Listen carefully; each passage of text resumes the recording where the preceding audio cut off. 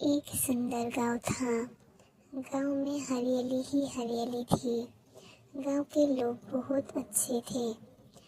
उस गांव पे ही राम नाम के एक किसान उसका बीबी बिमला के साथ रहा करते थे।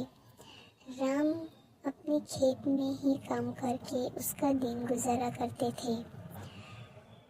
उसका खेत के बगल में ही एक तालाब था और तालाब में बहुत सारी मछली थी, मगर कोई इंसान उस तालाब में से मछली पकड़ के नहीं खाती थी। ऐसे ही दिन गुजर रहा था राम का। मगर एक दिन राम ने उस तालाब में से मछली पकड़ के ले आई अपने घर खाने के लिए। मगर उस दिन उसका बीबी मायके जा रही थी कुछ दिन रहने के लिए। तो राम ने सोचा क्यों ना मछली को घर के अंदर ही रख देते हैं।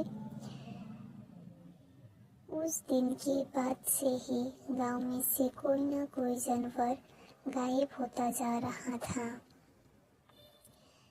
तब गांव के सभी लोग परेशान होके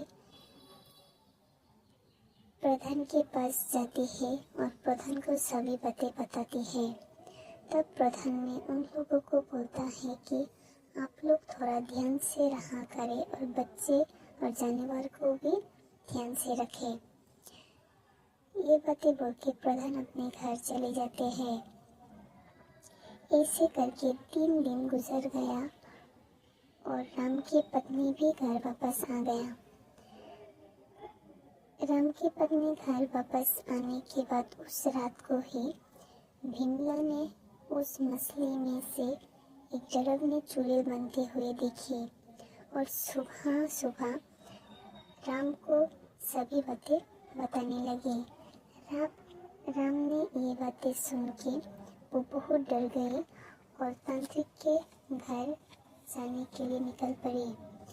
तांत्रिक के घर जाते जाते वो सोचने लगा, मछली से चुड़ैल कैसे बन सकता है, वो तो एक मछली है। तब तांत्रिक के घर जाने के बाद राम ने तांत्रिक को सब कुछ बातें बताती है। तब तांत्रिक उसके साथ राम के घर आते हैं। घर में जाने के बाद वो राम को बोलता है कि तुम्हारा गाँव में एक दरग में चुड़ैल है मछली के रूप में। ये बातें बोल के तांत्रिक ने उस रूम में जाते हैं जहाँ मछली को रखा था राम ने।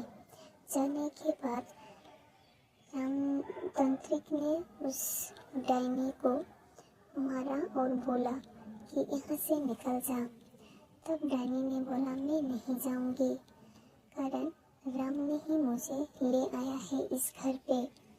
तब राम को उस मछली की बातें सुन के बहुत डर लगा और तांत्रिक को बोला आप जल्दी से इस चुड़ैल को बाहर निकालिए।